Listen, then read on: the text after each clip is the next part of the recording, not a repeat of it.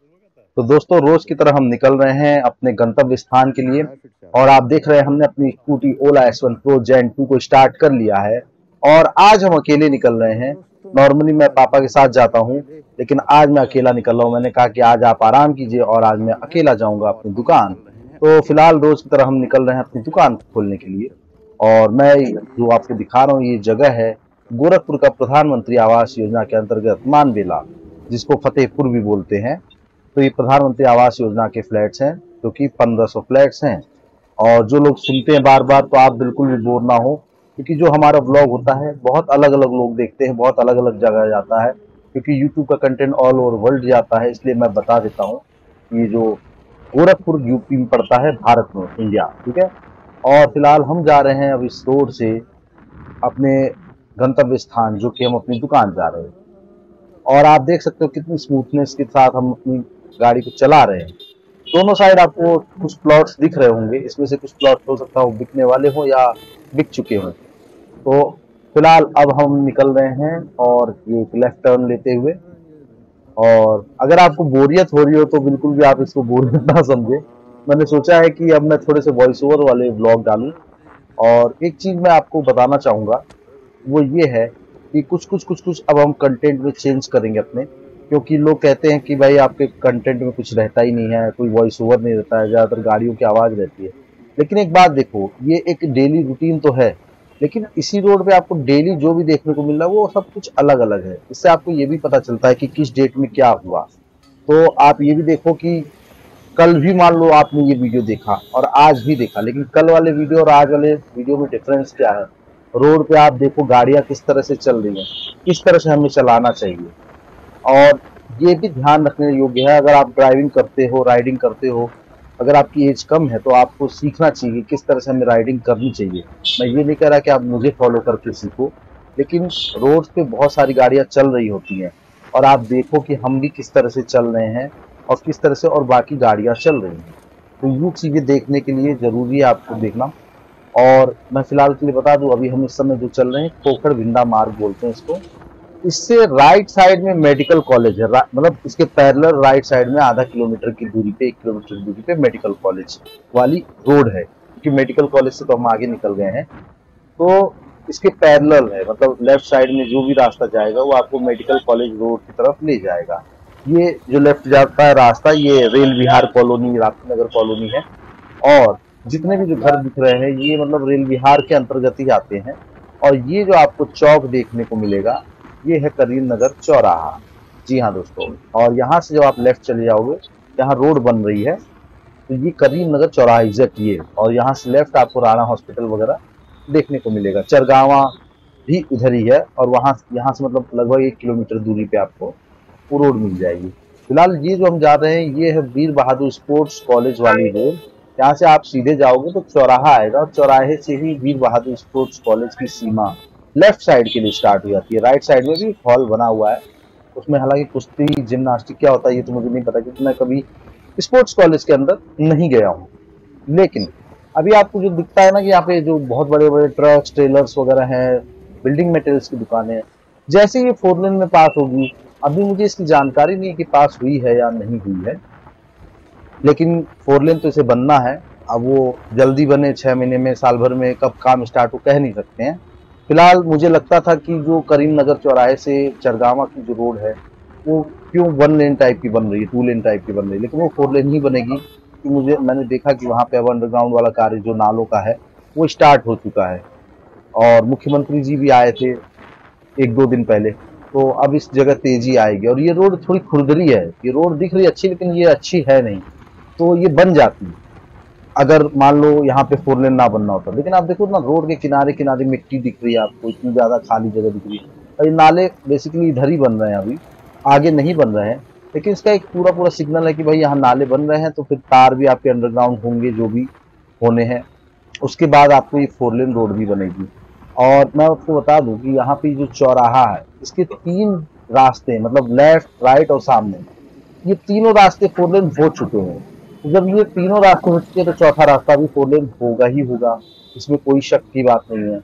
हो सकता है कि जो बीच में डिवाइडर हो, जैसे मेडिकल कॉलेज वाली जो रोड है उसमें जो डिवाइडर है वो थोड़ा सा हरियाली वाला है, क्योंकि उसमें जो बीच में जगह बनाई गई है रेलिंग वगैरह की, और यहाँ पे रेलिंग्स न बना के सिंपली डिवाइडर बनाया जाए। यहाँ पे जगह की कमी है, और अगर आप जगह उस तरह की बनाना चाहते हो जो सुंदरीकरण भी होता है, अच्छा लगता है देखने में, लेकिन उस तरह का डिवाइडर बनाने के लिए आपको लगभग लगभग 4 से 5 फुट की चौड़ाई चाहिए, जो कि यहाँ पर नहीं है। और अगर उतनी चौड़ाई दे देते तो फिर रोड और पतली रहती, जो कि बहुत ज्यादा चौड़ी अभी भी नहीं लगती है। तो मुझे लगता है कुछ कारण ये भी रहा होगा।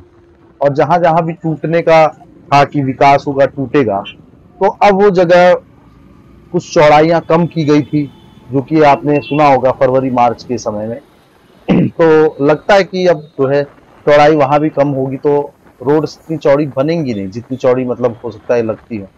हो सकता है रोड्स बनने के बाद फिर चौड़ा कर दिया जाए, कुछ कह नहीं सकते। लेकिन फिलहाल अभी के लिए आप इसी को 4 लेन रोड जो कह सकते हैं कि ये 4 लेन रोड है, इसी टाइप की रोड वहां भी बन जाएगी।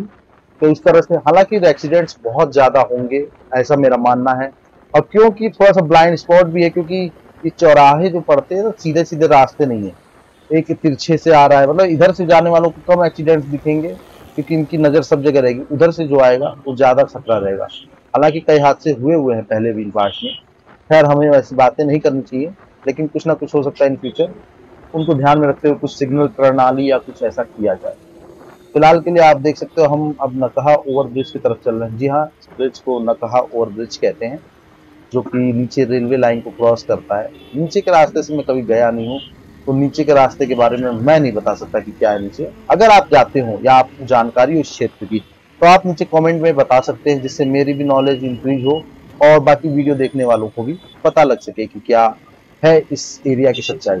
तो यहाँ ओवरब्रिज हमने पार किया और नीचे रेलवे लाइन्स है, और मुझे नहीं लगता नीचे से कोई रास्ता है उन रेलवे लाइंस को पार करने का, क्योंकि वहाँ कोई क्रॉसिंग नहीं है, जैसे कि गोरखनाथ की जो क्रॉसिंग है वहाँ है, या फिर धर्मशाला वाली क्रॉसिंग पे है।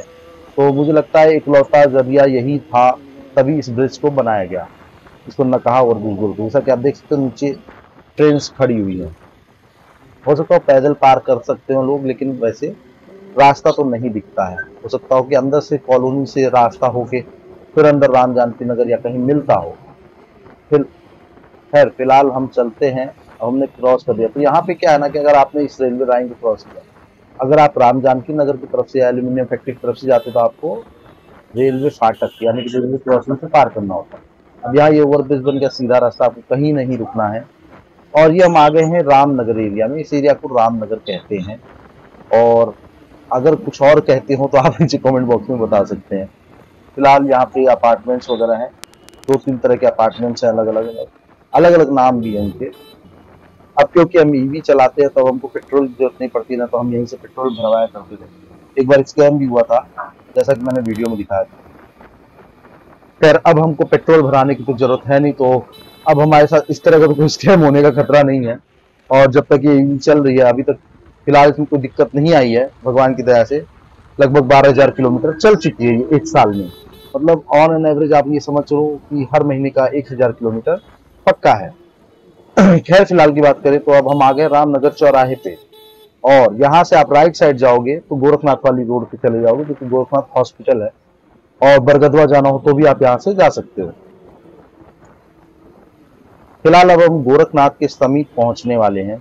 मतलब अगर यहाँ से हम राइट साइड की बात करें, राइट साइड की जो घर दुकान है उसके उस पार गोरखनाथ की सीमा लगती है, क्योंकि गोरखनाथ के हॉस्पिटल्स हैं, गोरखनाथ का मंदिर है।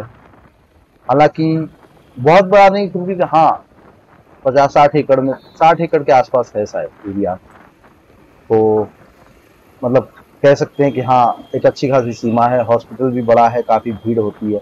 ये देखिए कुछ अपार्टमेंट्स यहाँ भी हैं आमने सामने, तो पीछे भी 2 बिल्डिंग्स भी और यहाँ पे भी। तो इस तरह से कुछ 3-4 बिल्डिंग्स अपार्टमेंट्स हैं। नाम मुझे याद नहीं, इसलिए मैं नाम मेंशन नहीं कर रहा हूँ। काफी लोग रहते हैं रेंट पे भी, और खुद पे जिनके फ्लैट्स हैं वो रहते ही हैं। बेसिकली इस एरिया में फ्लैट कल्चर इतना वो पॉपुलर है नहीं। कुछ फ्लैट बस वो जो जालांस थे उनका था, मतलब रानी सती दादी के मंदिर का, और कुछ यहाँ पे लोगों की जमीनें थी तो कुछ बने हैं। और ये देखिए राइट साइड में गोरखनाथ की सीमा आपको दिख रही होगी, और यहाँ से आप मंदिर में इस गेट से भी दाखिल हो सकते हैं। कई बार ये गेट से एंट्री रहती है, कई बार नहीं रहती है। इसका मुझे कुछ खास पता नहीं है कि यहाँ से एंट्री कब स्टार्ट है कब नहीं। लेकिन खिचड़ी मेले में सारे गेटों से मतलब कहीं से एंट्री कहीं से एग्जिट होती है।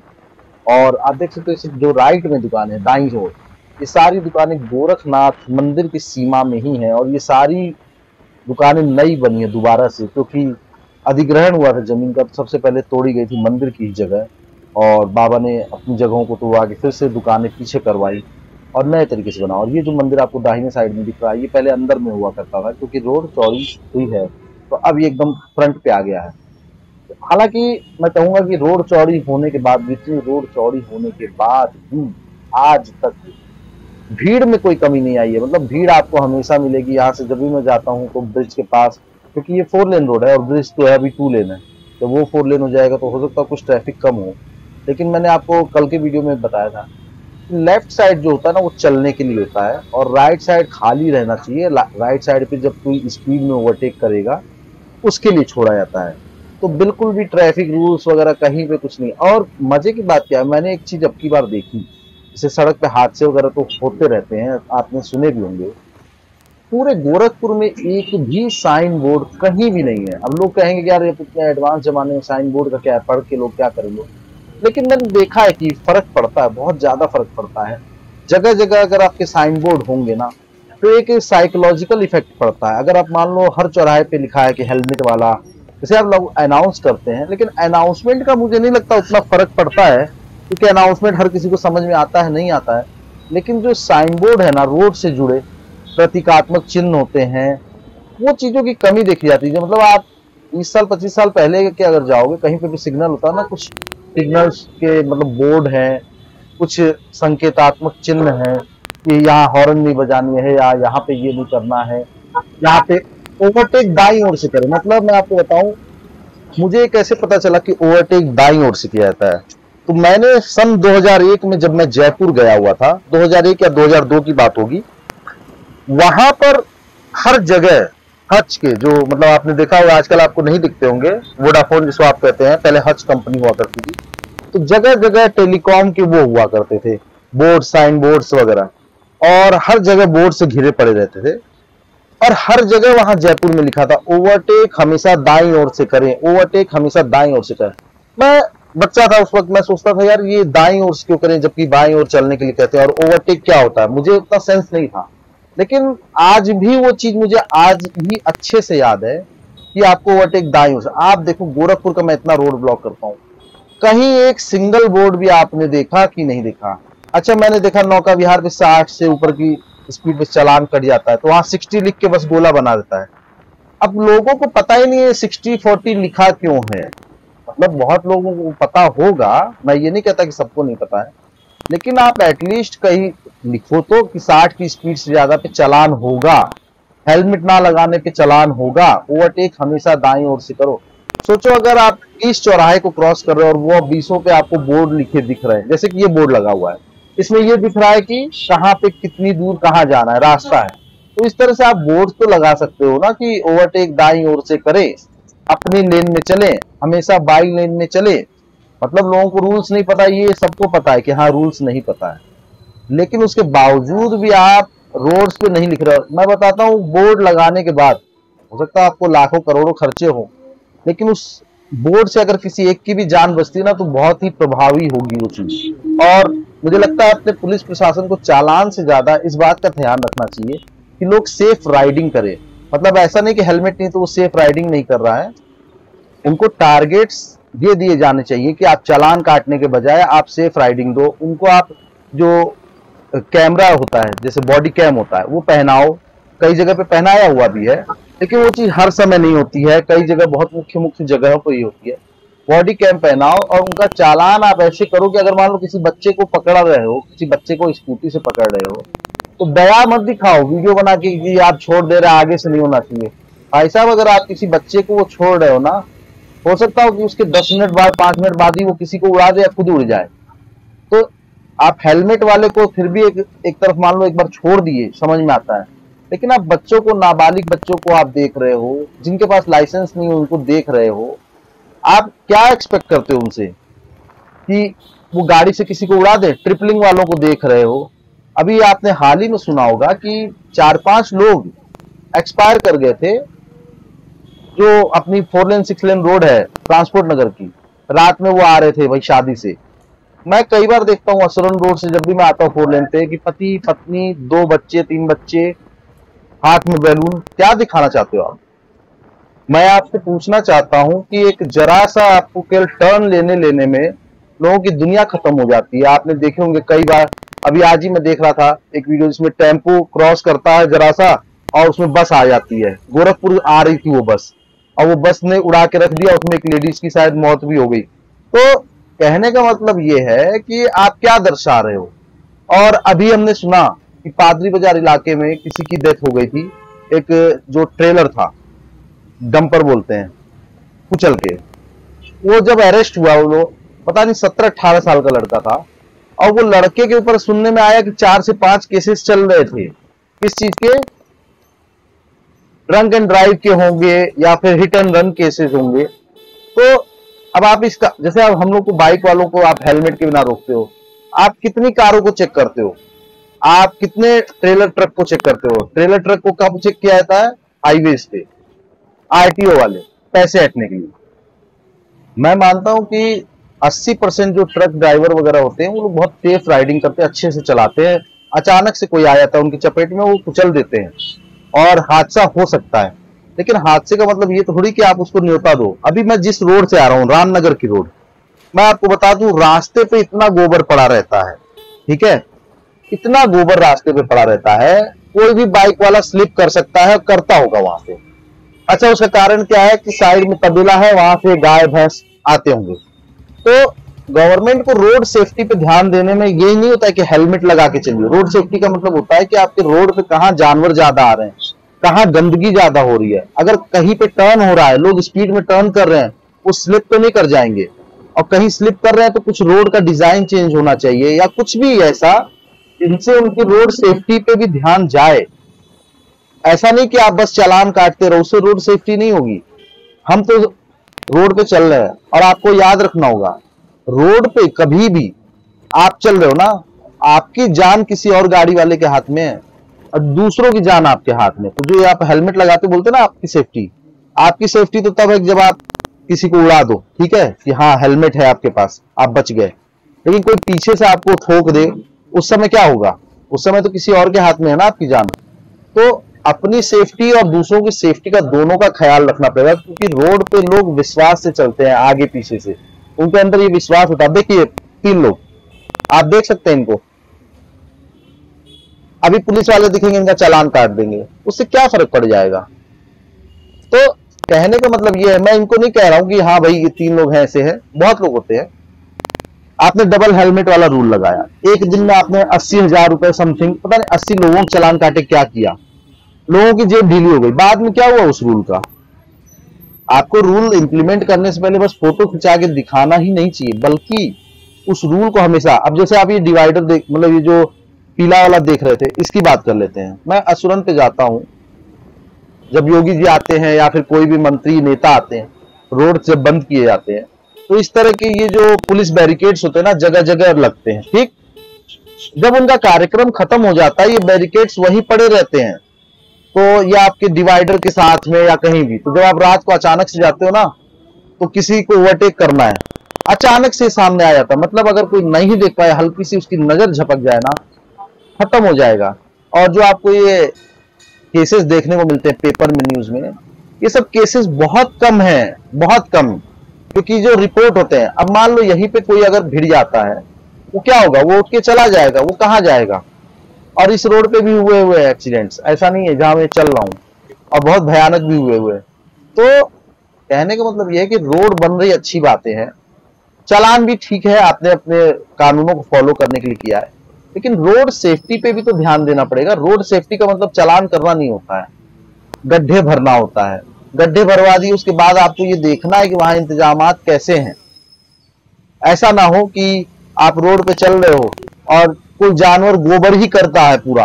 अच्छा, कभी कभार एक्सीडेंटली हो गया, नो डाउट, बट अगर एक पैटर्न बना हुआ है कि वहां आपको, अभी मान लो नाली का कीचड़ ही रोड पे गिरा हुआ हो और लोग चल रहे हो, और उस सिल्ट पे मान लो कार है, उसका टायर नहीं स्लिप करेगा, बाइक और स्कूटी का तो स्लिप करेगा ना, तो वो स्लिप होगा। और जब भी बाइक स्कूटी गिरा, आपका 5-10 हजार रुपये का नुकसान तो होना ही तय है और हाथ पैर टूटना भी तय है। इस चीज को भी ध्यान में रखना होगा। मैं ये नहीं कह रहा हूं मैं बहुत बड़ा रोड सेफ्टी का जनक हो गया हूं या फिर कोई और बात है। और आपको अपने जो रोड सेफ्टी के लिए वॉलंटियर्स हो या फिर आपको सैलरी पे अपॉइंट करने हो, उनको ज्यादा लगाना पड़ेगा। अब ये जो जिस रोड पे हम चल रहे हैं ना, ऐसा नहीं यहाँ चालान नहीं होता है। आप रात में कभी आओ 8-9 बजे 7 बजे, यहाँ पे किसी ना किसी की ड्यूटी होगी और उसके 10-20 चालान हो जाएंगे ना, उसका टारगेट पूरा आधा घंटा बैठेंगे और वो गायब। बस बैठे वो भले 5-7 घंटे रहे, लेकिन उनका काम क्या है, टारगेट जब पूरा करना होता है आधे घंटे 1 घंटा बैठ के वो अपना सारा चालान वाला हिसाब किताब, क्योंकि उनको ऊपर जवाब देना है कितने चालान हुए। खैर, अगर आपको ये वीडियो पसंद आए तो वीडियो को लाइक करें, शेयर करें, नीचे कमेंट करके बताएं। और अब हम आ गए अपनी दुकान पे, तो अब हम अपनी दुकान खोलेंगे। तो मेरी बातें बुरी ना लगी हो आपको, आशा करता हूं, और अपना सपोर्ट दिखाइएगा इस वीडियो पे और कमेंट करके बताइएगा क्या मेरी बोलने में गलती है और क्या मैं अपनी वाणी को सुधार सकूं और क्या मैं आशा करूं कि जिससे लोग